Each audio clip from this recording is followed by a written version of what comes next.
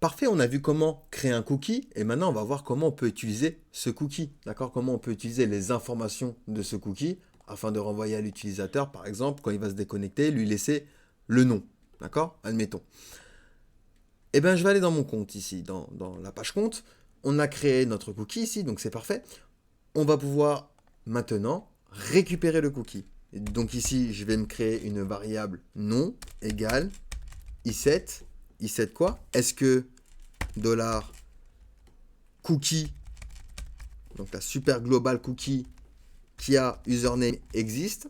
D'accord? On lui pose la question et on va lui donner ça en valeur, du coup, enfin en utilisant un opérateur booléen, d'accord? Une opération ternaire. Est-ce qu'il est true? Est-ce qu'il existe? Si c'est le cas, alors dollar cookie de username. Sinon, dollar non. D'accord? Qu'est-ce qu'on est en train de dire là?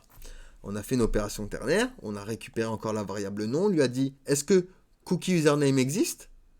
D'accord? Est-ce qu'il existe? Est-ce que le cookie existe?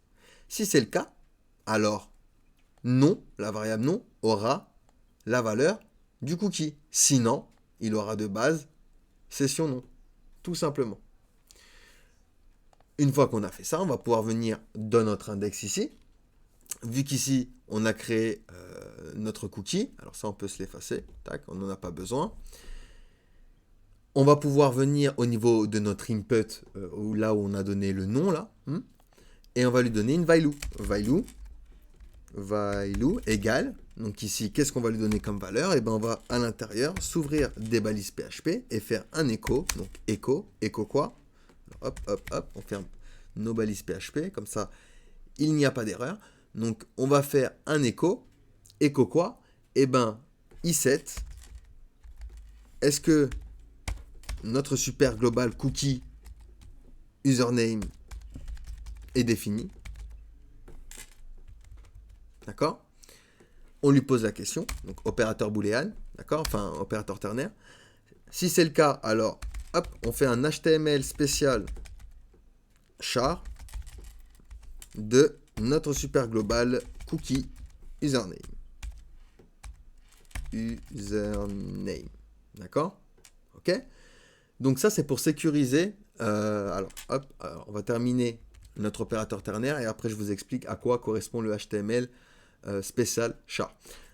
Donc ici, on va faire un 2 points, ou, alors, si c'est false, alors qu'est-ce qu'on fait? Eh ben, on va mettre ici, juste chaîne de caractères vide, on va rien mettre, hop, d'accord, on va même, hop, on va rien mettre, on va juste mettre, si on va mettre juste deux cotes, comme ceci, voilà, hop, deux cotes, donc chaîne de caractères vide, ok?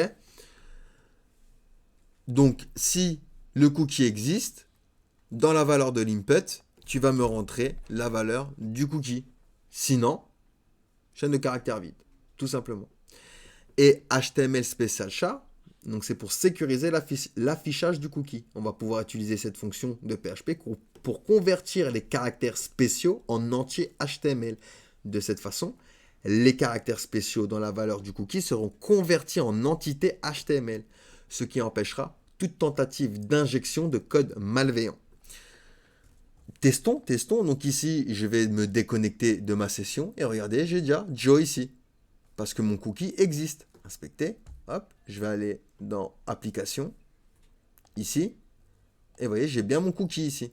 Donc maintenant, ici, quand je vais me connecter à chaque fois, eh ben, il va garder ce cookie. Si je mets un autre nom, Jonathan 20, hop, j'entre. Là, cette fois-ci, j'ai Jonathan. D'accord? Donc je clique sur mon compte pour accéder à mon compte. Hop, regardez, ça m'a créé mon cookie Jonathan.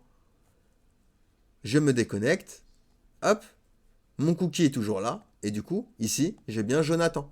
J'ai retranscrit du coup à l'utilisateur, hop, par exemple, s'il a un formulaire où il peut, où on lui propose de mémoriser ces informations, et ben hop, il peut cliquer dessus, et puis hop, on pourra afficher via le cookie ces informations. Donc voilà pour la mémorisation avec les cookies. Allez, on passe à la suite.